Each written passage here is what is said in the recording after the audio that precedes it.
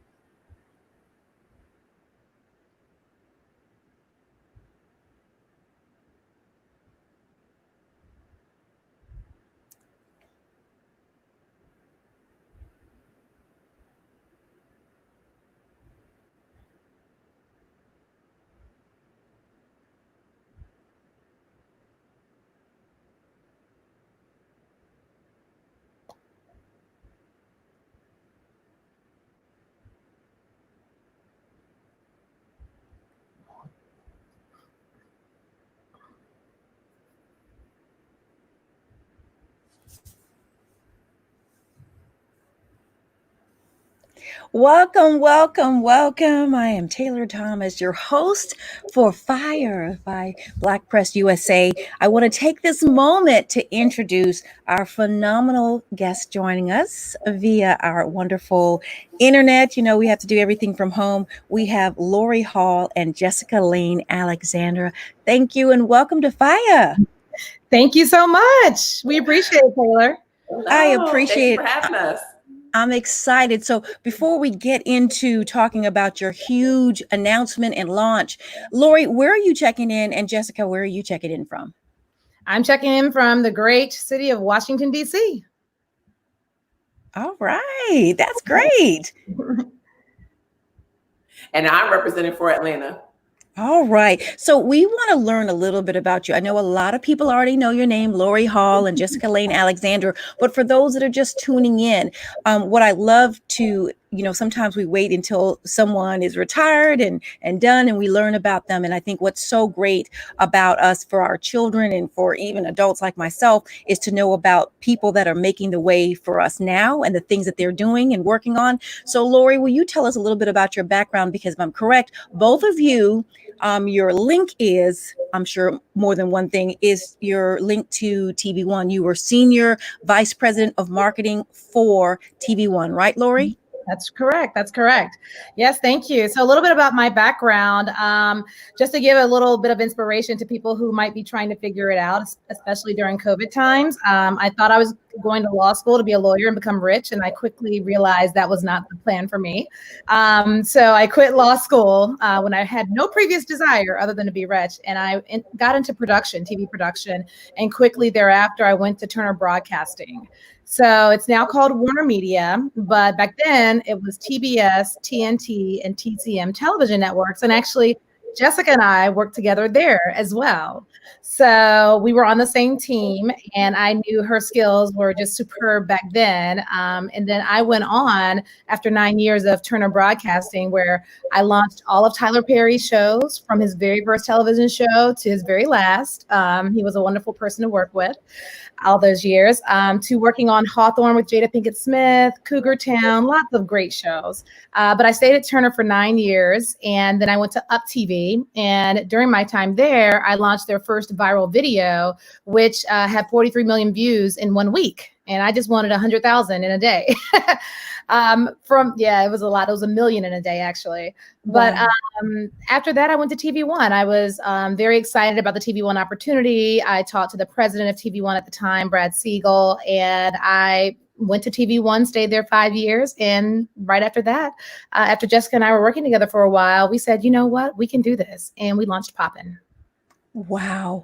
Now, Jessica, bringing you in also, again, I mentioned that you had the TV One background. You were former digital and social content for TV One. What's your background?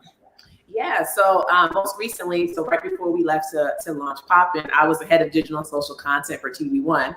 But my entire experience has really been in cable television and media. So like Lori mentioned, I also got my start at Warner Media, formerly known as Turner Broadcasting, and entertainment marketing. So I was there, and I always had a passion for the digital and social space. So even before it was like as big as it is now, I was like, no, I think this is the area. I put my bet here. And so I asked Lori, because she was my manager at the time, and I asked kind of our senior SVP, Trisha Melton, this is the space I want to be in. How do I carve out a space in digital and social amongst the team? And so I'm glad that I did that, because that actually put me in a great position to do more and explore more as digital and social was growing as a great platform to engage in entertainment marketing. So then I went from Turner, actually full-time back to school to business school at Kellogg School of Management in Northwestern. Then I did a stint in Seattle, actually in tech. And then I was in tech, and I was like, you know what? Tech is great. The stock options are even better, but I love television and entertainment, so I need to get back. And so I was chatting with Lori, and she was like, oh, you know, I just got here. I'm working on something. And I really need someone to help me here. And I was like, here you go. Right here. And so I love it. Back together. I love it. And, you know, can I tell you, I need to ask you, so you have marketing, you have digital, and you have social media. And I think it seems like that digital world and social media, it's everything now. It is going to make or break a company. So if you're not invested or doing something strongly in that area, you're probably not going to succeed. Am I wrong about that? You're absolutely right. I'll pass it to Jessica. She can elaborate, because that's her specialty. Yeah, I think you hit the nail on the head. Like, this is the wave of the future, and the way, and especially what gets me excited, and what I'm really passionate about, is the way technology intersects with entertainment and culture and marketing. And I feel like the things that come out of that intersection are great. And that's kind of the world we're sitting in now, where everything is kind of, collapsing together to really drive disruption, to drive change, and to make sure that, the traditional marketing skills that we have, they're still valid, but we just need to adjust them and shift them to make sure they're speaking to this new space of social media.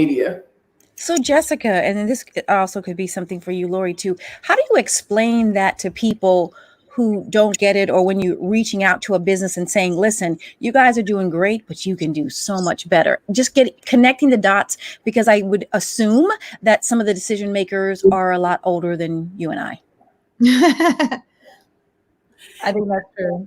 Yeah, no, for sure. I think the most important thing is really showing people the numbers. Like, for me, in my background, I was really big, especially going to Kellogg and being in technology, show the numbers, because when you look at the numbers, it's very clear in terms of the impact of social, in terms of the long tail of video views and engagement and follower acquisition, and then to look at it and see it grow over time.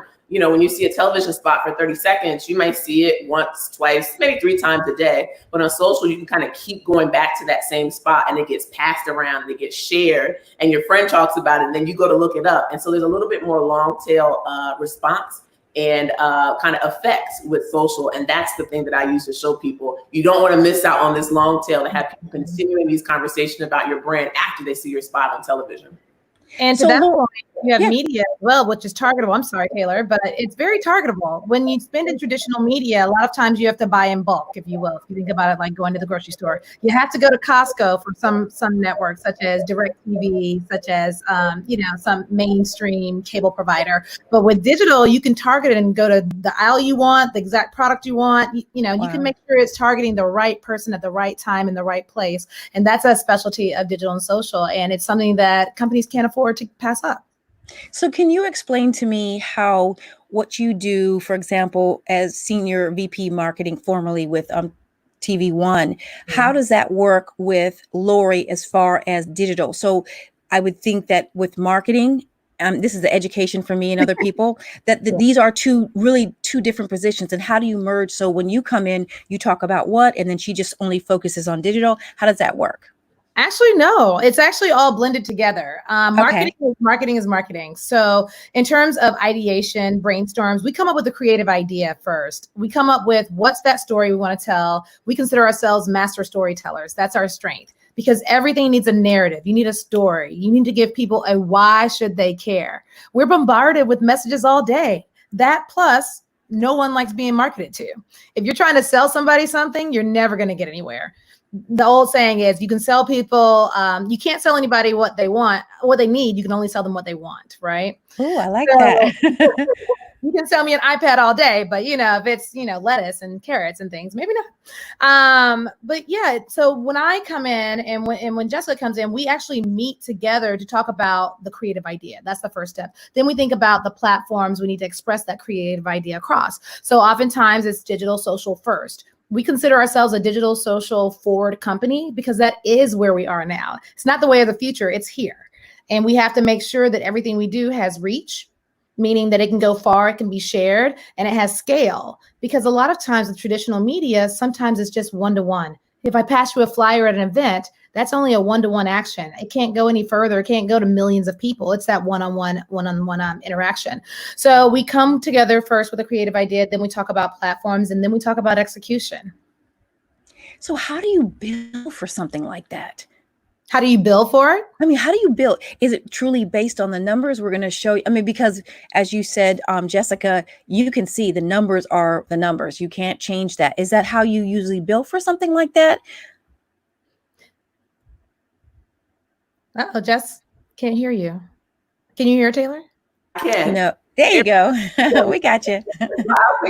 So I wish we could build on the numbers. If we get $1 for every view, we'd be in good business. Oh, wow. Okay. See, I'm learning.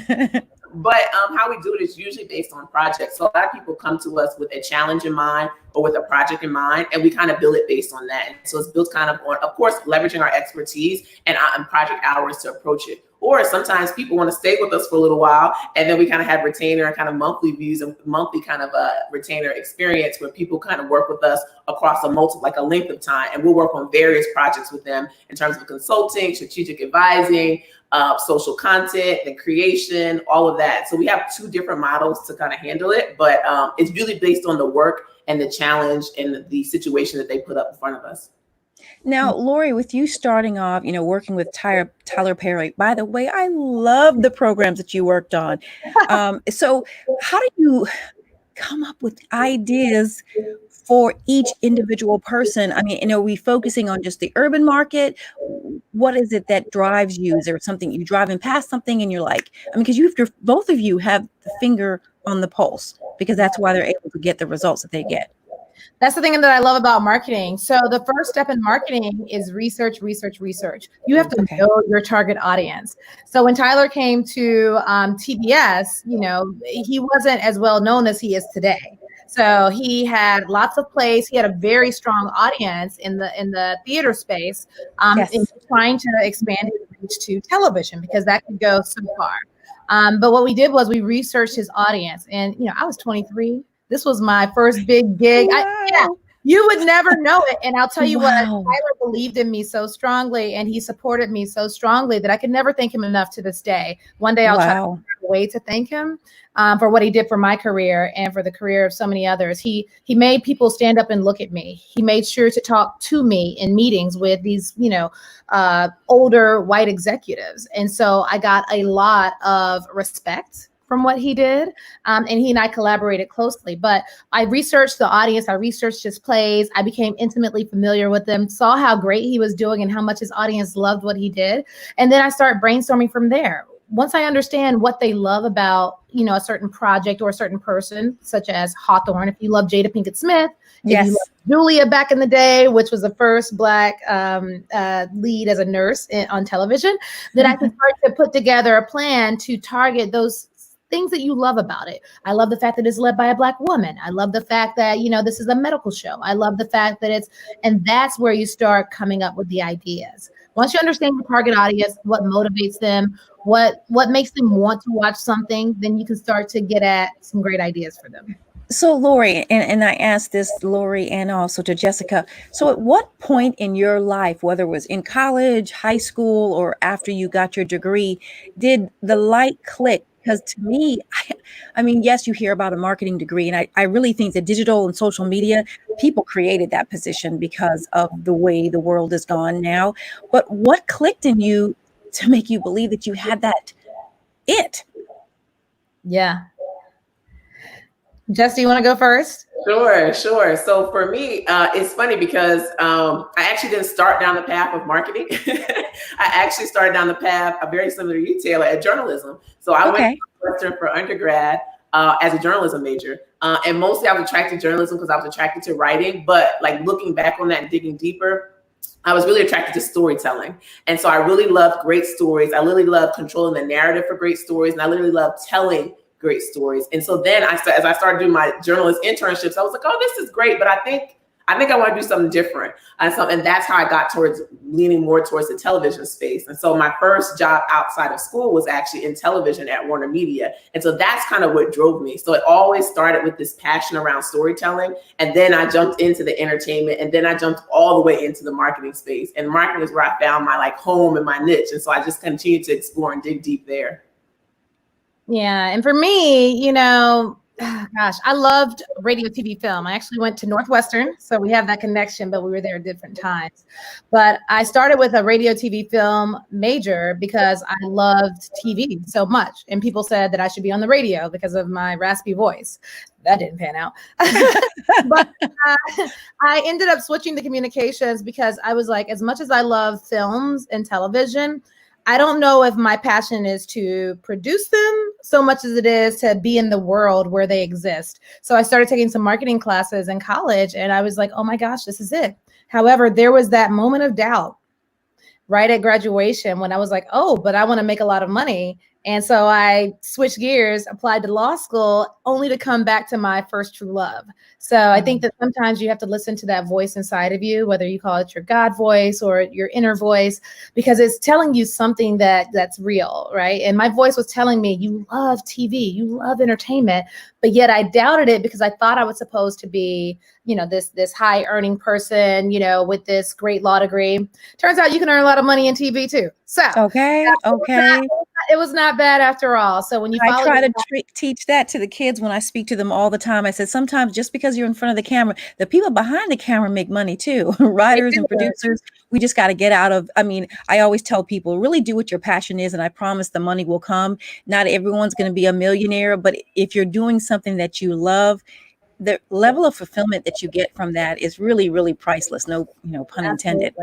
And not only that, I tell kids that, this is why I left law school, because I wasn't passionate. Someone who's passionate about a job is always going to do 10 times better than you are, because after the day is over, they go home and they're still researching, they're thinking of ideas, they're trying to come up with the next new thing. Whereas if you hate it, you're going to go home and call it quits, and you're not going to do all that extra work. So you have to have that passion to fuel you. I think it's so important. So listen, I have a surprise for you ladies. So if you're just tuning in to Fire here on Black Press USA, welcome. Our guest is Lori Hall. And of course, we also have Jessica Lane Alexander. They have a surprise announcement to make. We're going to play a promo video right now, and then we're going to talk about this new amazing announcement.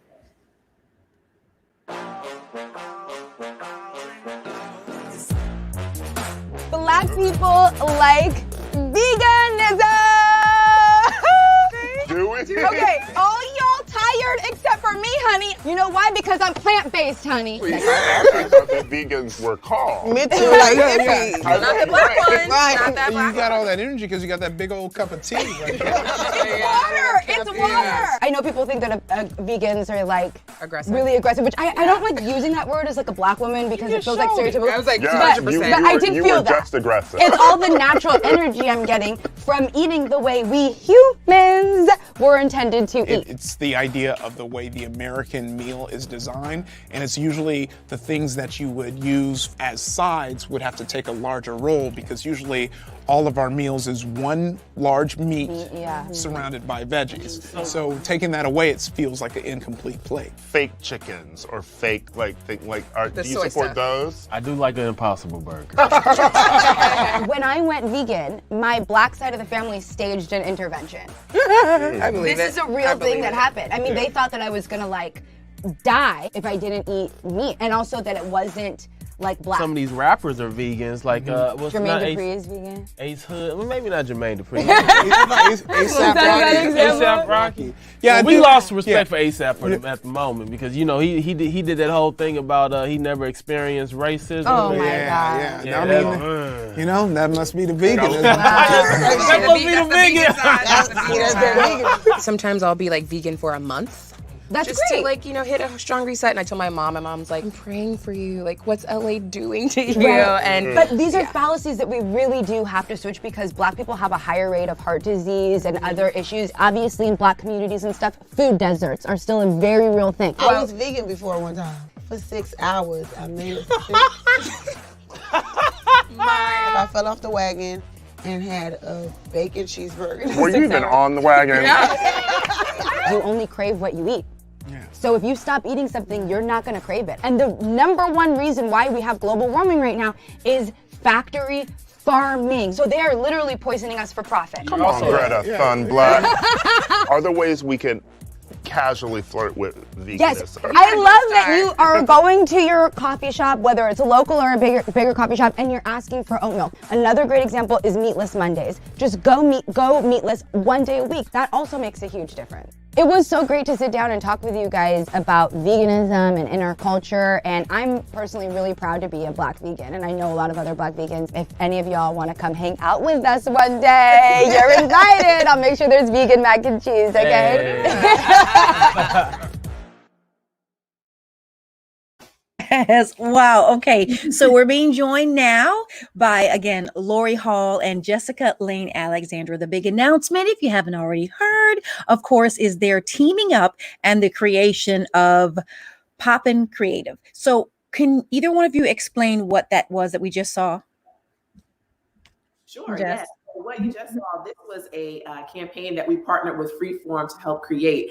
So for Black History Month, so we're talking about the marketing challenge here. For Black History Month, Freeform really wanted to have a Black History Month campaign that felt unique and felt different. And it felt like something that wasn't just, we're going to relay the facts that we always hear, you know, about George Washington Carver and the peanut and the light and the street light and all that. They wanted to really have a authentic conversation about what it meant to be Black in 2020. And then also what it meant to like things that weren't stereotypically Black. So I feel like people forget that as this Black experience that we have is actually, we think of it as homogenous, but it's actually very diverse. And we all have these very varied experiences.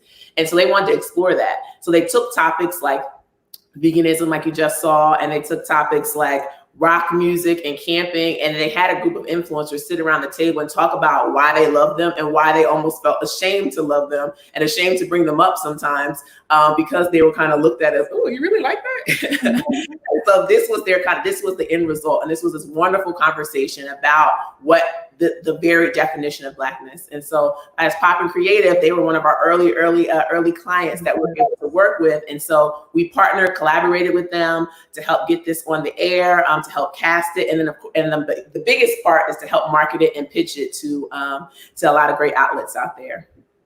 You know, I have to tell you, when I saw that, you know, it was my first time seeing it here live on FIA. So when I saw that, the first thing I thought of was like, I actually have dabbled in that myself, and to hear people comment and say the same thing, you know, I grew up in Europe, and when I decided to stop meat for a little bit, my mom was like, "Are you okay? You need to talk?" And so I started laughing because that was kind of funny.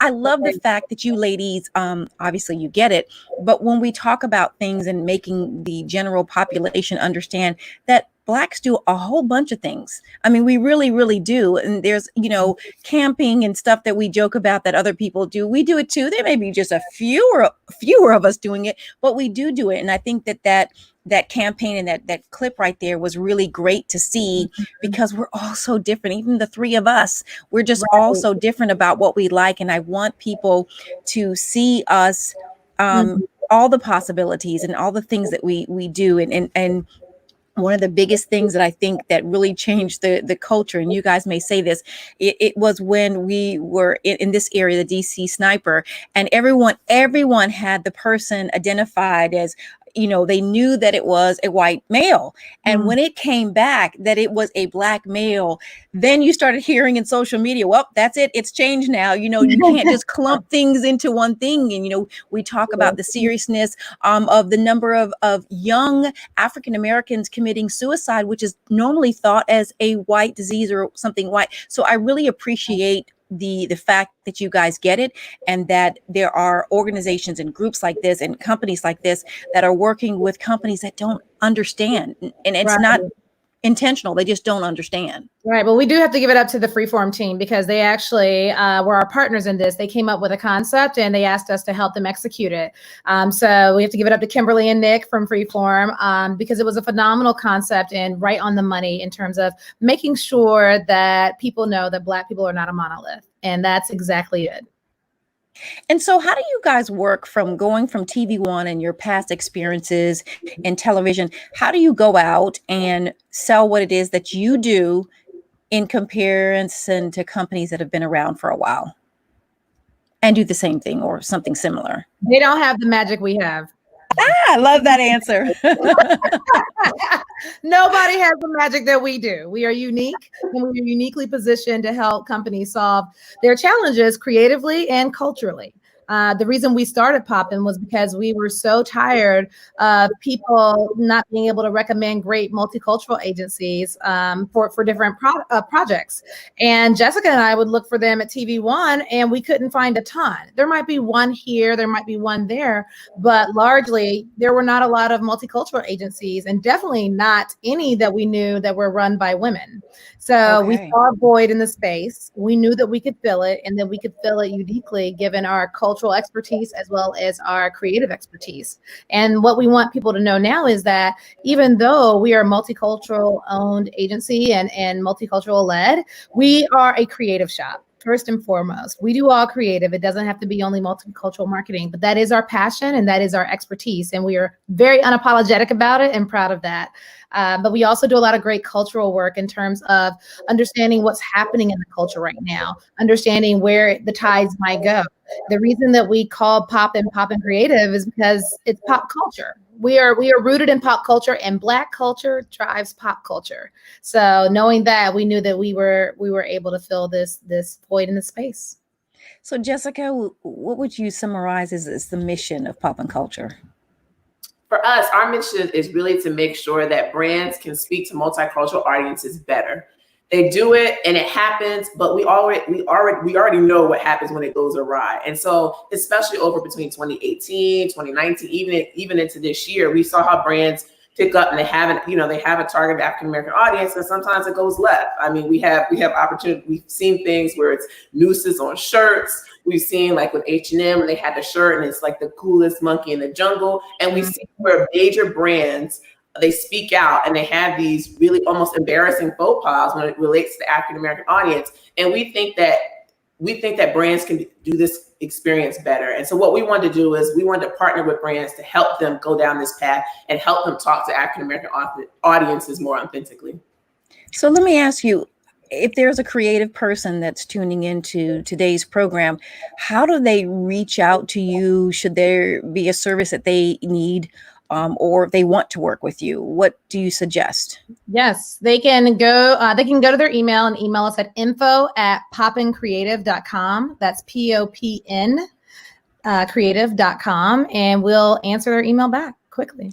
So now you guys cover the range. I know that you're one in Atlanta and one in DC, but you cover all over. It doesn't matter where they're located.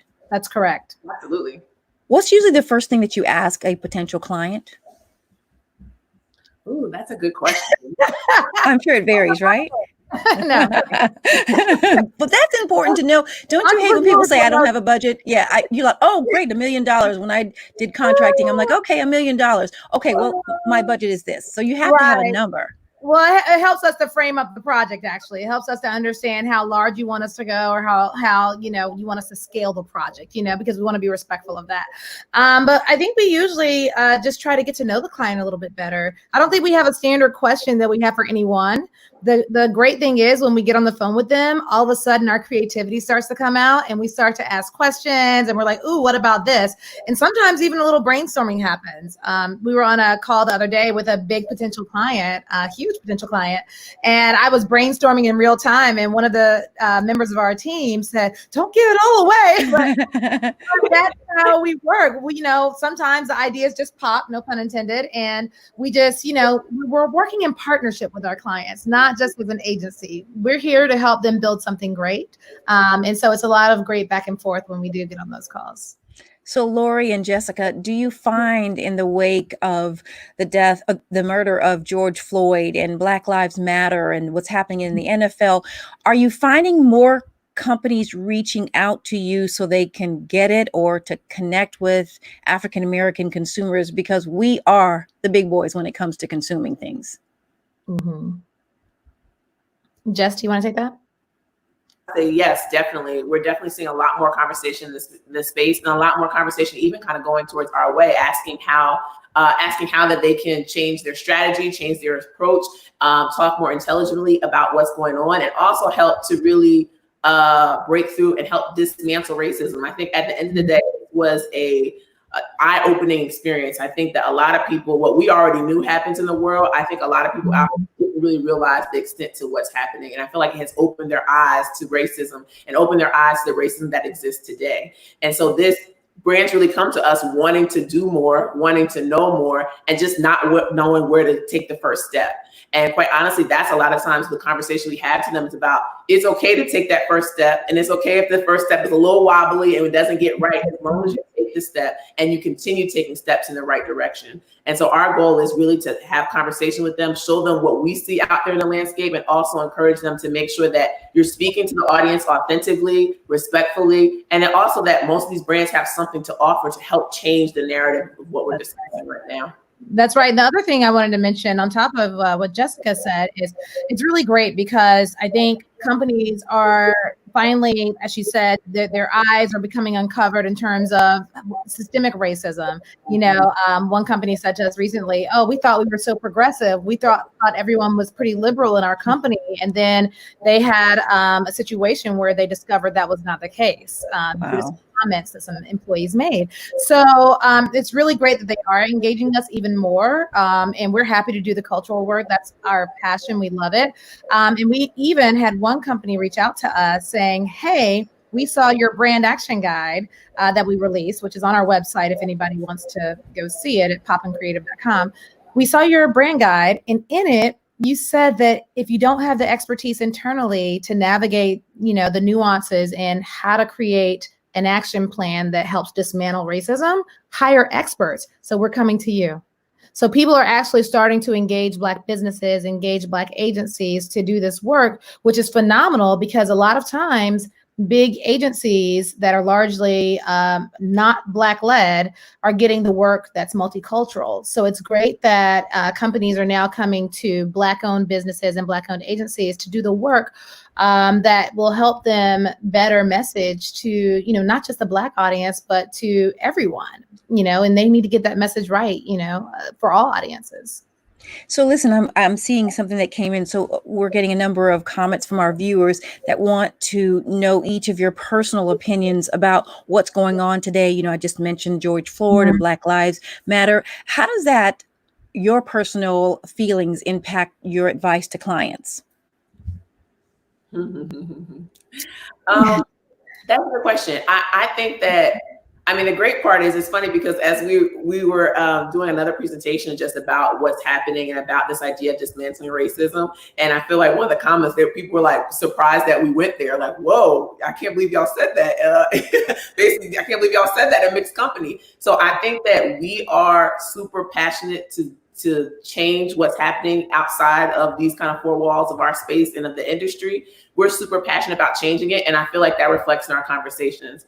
Of course, we know that people are at one point and they have to slowly get to another point, but we are definitely from a perspective that we want to push people into making sure that the things that they say that they want to do, that we can actually allow them to go ahead and do. So I would say right now, I am, especially when this first happened, I was sad, hurt, and confused that it took this for people to have to really stand up and say, this isn't right. Mm-hmm. Better. But on the flip side, I'm excited and I am positive about the outlook that we have in the future that we had, that now people's eyes are open. We can really start to have this conversation about how this can change and what we can do to break down what we see and build something new again. Lori? Absolutely.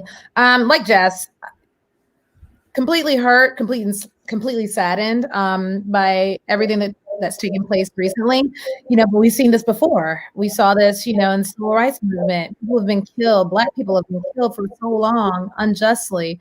And I guess with the recent death of George Floyd, it feels like people just couldn't look away this time because they saw someone die on video.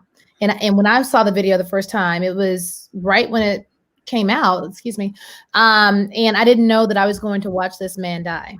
I had no idea. And that changes a person. And I'm very thankful and glad for the progress it's creating, because throughout history, even before this, it's always taken something drastic and horrible to create change. But that change needs to come, and it needs to come faster and harder with every step. And so what we're seeing now in terms of companies really trying to dismantle racism, donate to organizations, et cetera. I think that's a great effort, but I think they need to keep going.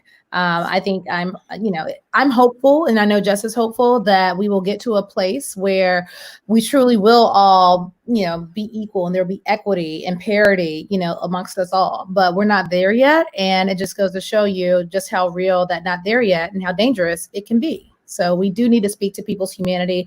We need people to understand that, we are one humanity and we need to treat each other like that. There's more work to do. Yeah, I have to admit, when I saw that video, I literally broke out into tears. And, with being a news journalist, it just was gripping. It was, I do think it changed a lot of people's lives. And then to hear his little girl talk about it later, and my dad's changing the world, it just makes me tear up.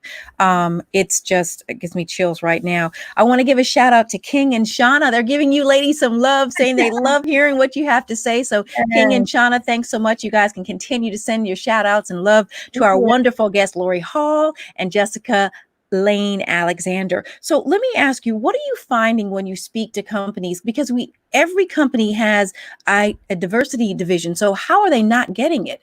Are the right people leading? Okay, I don't want you to say, do you feel like the right people are leading these departments? Because everyone has a diversity department. How are we missing? How does something like, the coolest monkey in the jungle? I do understand. Let me put the disclaimer out there. That was done in Europe. So there is a little bit difference as it pertains to racism. I grew up in England. My mom's English. So it's a little bit different about how they view some things. But some things just carry internationally, That's right. I was going to say, just because you have leaders who are the head of diversity doesn't mean that they are fully empowered to drive the conversation when it comes to things like marketing or creative.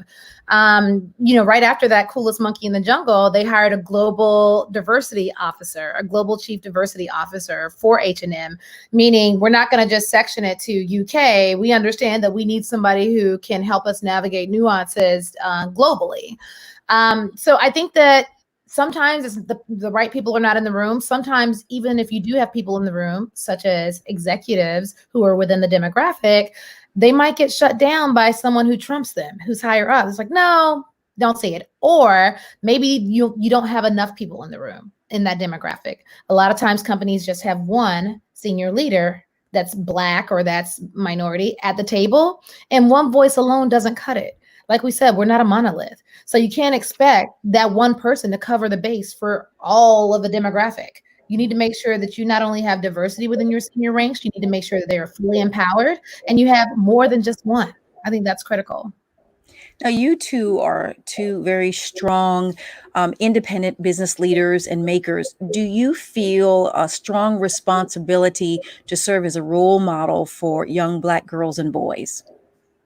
Oh, that's awesome. So yeah, yes, I do. I guess I never really thought of myself as really a role model, but certainly as someone who's in a position to help younger people as they come up. So one of the things I love to do, and it's funny because I actually did this today. So talk to almost like an intern class about next steps and how they can approach marketing in the creative space. And I definitely feel a responsibility to give back and let people know how I've done it, how I'd approach it, and also sometimes what I would do differently if I was in their shoes. Because I feel like we have a responsibility to, we talk about this idea of this lack of pipeline and this lack of training and this lack of growing talent from the entry-level stages up to senior leadership. That requires mentorship. So while I don't have a formal younger mentor, I definitely take all the opportunities as they come to me to try to have conversations, sometimes even review resumes, sometimes review portfolios, or just explain to them how to navigate the space because they might not be aware. Because those are the moments I feel like are super important for young people's trajectory into the corporate space, the market space, or even doing their own thing. Yeah, I totally agree with that. I definitely see myself as trying to be the role model they deserve.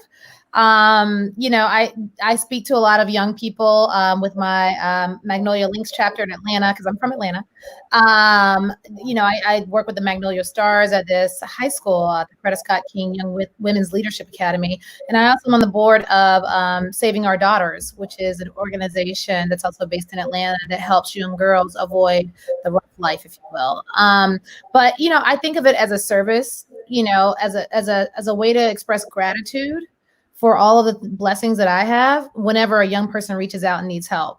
I'm always, like Jessica, I'll read resumes. I will talk to someone, even in interviews, when I've interviewed people to be on my team, even as recently as TV One, there might be some young Black people, young Black adults that are not as polished as they should be, but I actually do the interview, then take a time out after and say, hey, I want to help, coach you a little bit because, there's some things that I want to make sure that you learn for the next interviews that can help you.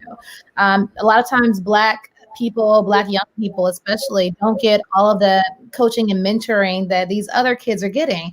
And it's not fair to just throw their resume out or not hire them. To me, like even if I see like typos and misspellings in a resume, I will tell them on the side, have them resubmit it just because I want them to have a fair shot. It's like, look, I need you to understand this is where you need help. And if you can learn how to cross that bridge, then I think it'll be even better for you in the future. So I feel like it's a service. It's a way to give back, if you will. So what advice do you have for people that are tuning in, young people looking for their direction, right? To follow a path, whether it's digital content, marketing, maybe you go to a university and how do you teach this? What advice can you give them as far as, I'm sure there's not a 1, 2, 3 step, but are there any suggestions that you can give people that like, oh my gosh, I love what Lori's doing. Oh, I love what Jessica's doing, or I'm interested to find out more. Yeah. I was going to say, I'll start it off. The interesting thing is a lot of times what adults do for a living is not an actual class you can learn in school. Right. I'm not sure if you feel like that way, but, in college, yes. I didn't take a very specific marketing class for entertainment. I'm sure classes are getting more progressive these days, but I have young people. Well, first of all, I ask them what they're passionate about. What would you do if you weren't paid? And that will help guide them in what they might want to do for a living. And if I can help them, I usually tell them to look at people who are excelling in that area, study them. Will Smith studied acting and he, came out as a rapper, then, a comedic kind of actor. Then he switched to drama because he saw that the best of the best was doing drama at the time. So research those people who are doing well at what you want to do, and then start to figure out how you can learn those skills. So whether it's a class, whether it's asking someone if they can put you in touch with someone they know. I think that sometimes young people don't understand the power of, degrees of separation. So I tell people all the time, the next person might be 1 degree away from somebody you need to meet to change your life. So make sure you don't leave a conversation with anyone without saying, is there anybody that you know that could help me further? Wow. That's something that I always tell them, you know, Wow. so that helps you extend the reach of what you're doing. A lot of young people try to ask someone to be a mentor. I understand mentorship and I love it, but for busy professionals, sometimes that can be a very big ask. And so I politely decline a lot of times and I say, but I'm available if you have a question or need advice. Because as a mentor, you want to give that person the most. And I might not have that capacity to give that to you in the way that I would hope. But I'm here for you if you need advice. I'm here if you have a question. I can connect you to someone, all of that. I just don't want to have that space taken up where you have an expectation of me and I have an expectation of myself that I can't meet. So how real is that? That's so real. I mean, I think they don't know what question to ask because everyone says, get a mentor, but you're right. I mean, there's only so much time and there's one of you and there's thousands of others. I mean, so I get that. And so hopefully people that are listening are interested in doing this, that, you know, mentorship may not be for everyone, but that the fact that you're able to be accessible to answer specific questions is invaluable. Yeah, absolutely. Jessica? Yeah, so for me, in terms of what I recommend, well, partly, especially on the creative side, of course, I feel like everyone says this, so it's a little cliche, but you have to do it. So I feel like the whole point of digital and social media and why it's kind of disrupted the world is that anybody can kind of come up and try something and create something and put something live. And so I feel like one of the key things, especially people who are going into the creative field, is you just have to do stuff. If you want to be a kind of a video, you want to be a producer, you have to produce stuff. If you want to be a graphic designer, you have to design stuff. So you have to find ways that you can do the things that you're super passionate about, and then ask for feedback, because we all don't start at, you know, television level quality for any of our skills. So you have to start someplace. So start something, create something, and then ask feedback from someone to say, how could this be better? So you can learn, so you can actually learn and grow your skill set. And build that portfolio, because I feel like that's the key thing, especially on the creative side, is you know, you take someone who doesn't have an amazing resume at this brand and this brand, if you look at their stuff and it's amazing. So having that portfolio to show someone and to show someone where you are in terms of your growth and development is so key. I love it. And I want to give some love, or you're receiving love from, we have Annette, Malika, John, and Leslie giving you guys major shout outs. Now we have Erin Sanderson. Here's a question. As a mother of 12-year-old girls, I am constantly having conversations with my daughters about representations in the shows that they watch on platforms like Disney and Nickelodeon. Do you partner with any of those companies who heavily influence our youth? And if you do, can you share what their take is on inclusion and diversity incentives? I can take this one. So we don't, and honestly, I feel like this is a space I would love to get in. We have not had a client yet that focuses on that young of an audience in terms of the 12 to 17 audience, but definitely clients that focus on young adults. And I feel like, especially Freeform. And I feel like, to speak, you know, a little bit about how they approach it. Of course, they have one of their signature shows, which is Grownish, starring Yara Shahidi. And how I would think how they approach it and how they speak of it is they want to represent what they see and what their audience is. And so, and I love that part, because that means that it's not just about, it is about Black, white, Latino, and other people of color, but then it also looks like some people are gay, some people are straight, some people are trans. And we have this wonderful conversation about diversity that looks like the people that enjoy their shows and their platforms. And I feel like that's always the best place to start. How can I best cater to the audience that I have? Wow. I want to ask you, so I know every day as a business owner is not smiles and cookies and you know, cheering. Are there any challenges that you had to overcome as new business owners of Poppin Creative? Yeah, I think that, you know, we're building a business, you know, that has to answer the demands of many, many clients, many, many requests. And when we launched Poppin Creative, we knew that it would take some time to get clients. We had our client list. We went out to them, and luckily, we were able to secure business. But as we grow, and as this explosion of new emphasis on Black Lives Mattering and people and brands wanting to stand up in solidarity and their need for help for that, we kind of exploded really quickly. in a short amount of time. So we've had to figure out how to staff up very quickly, get new processes and procedures in place. And luckily we've had some great help to do that. But it's a challenge when you're trying to catch all the fly balls in the air sometime. But you know, we weathered that storm and we are rocking and rolling right now. And we just know that as entrepreneurs, every day is not going to be sunshine. So as long as you know that some days are going to be hard and some days will be up till midnight or sometimes 3 or 4 in the morning. One of our team members was up till 4 in the morning one night. You know, it just kind of comes with the territory as a new business owner. We want to do our best. We want to put our best foot forward. And no matter what it takes, we're going to do that. So once we get, you know, a little bit down the path and have even more staff and even more help, it'll be even greater. But right now, we're just all hands on deck.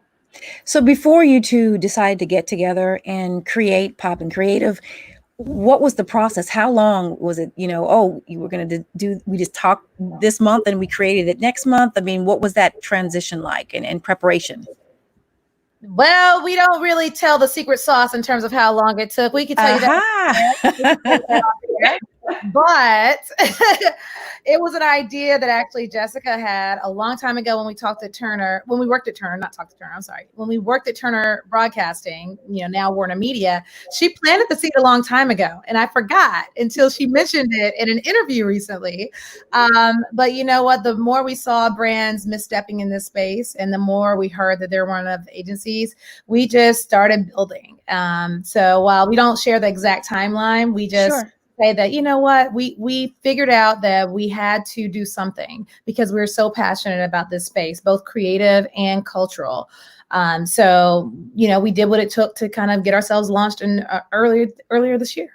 So is that stepping out pretty much on faith, doing something completely on your own with, you know, no millions of dollars, I'm assuming, behind you initially, just the creative brain and talent that you two possess?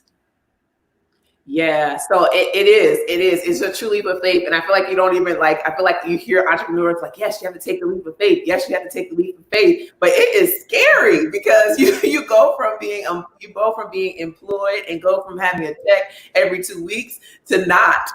Okay. Right. And that's a very real thing when you're like, oh, wait, there's not an automatic deposit in the. Right. Wait, when I went Amazon shopping, I can't just go out.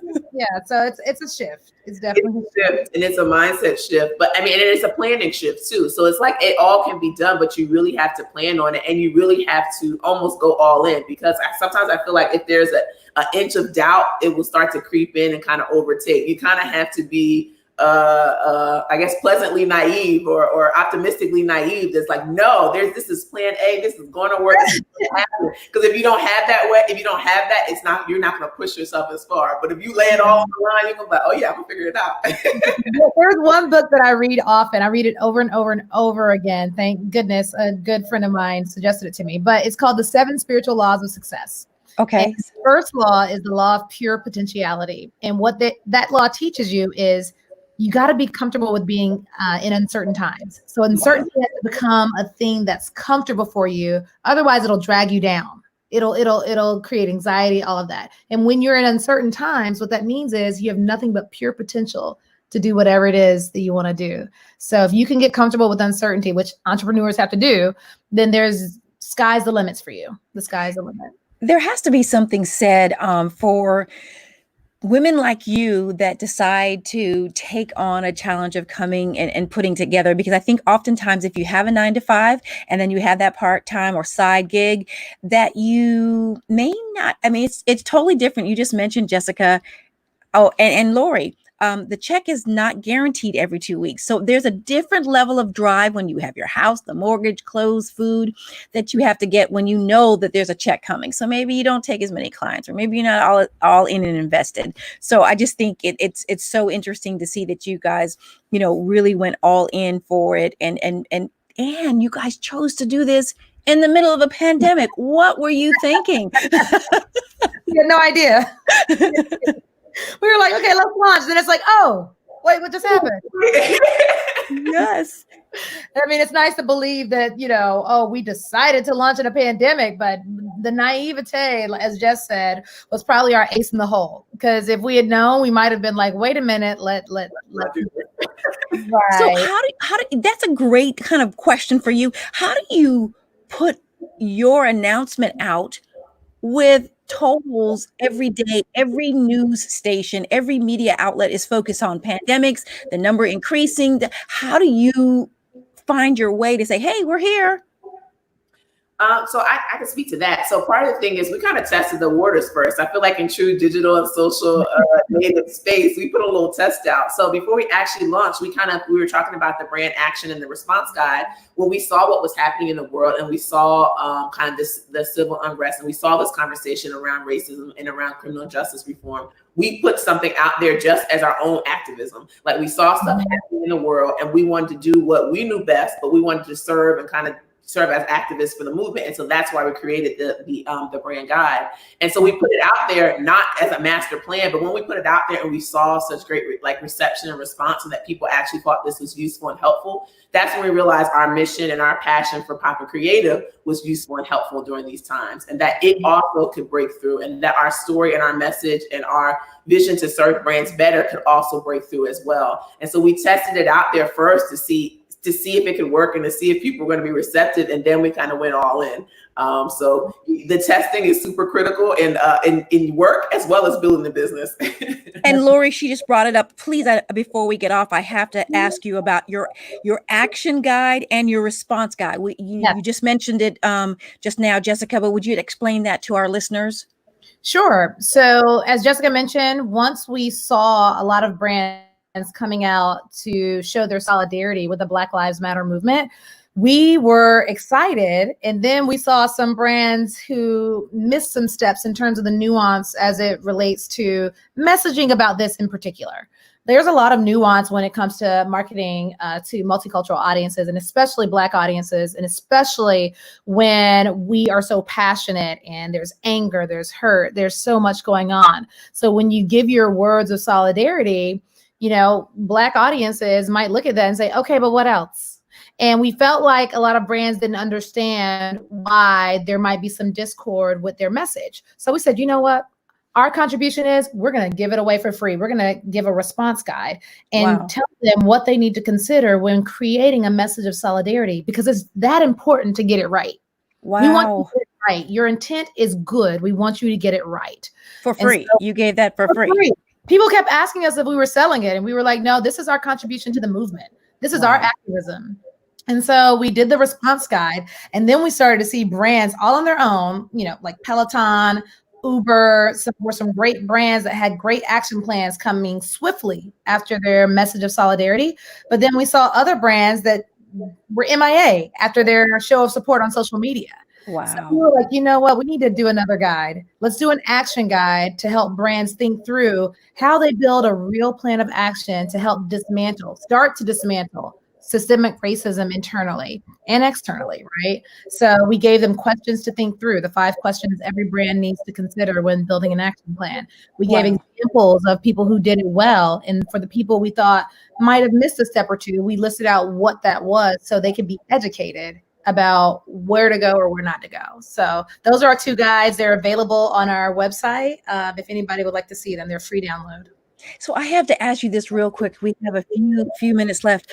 Is there a difference in the relationship when the client's point of contact is Black versus non-Black?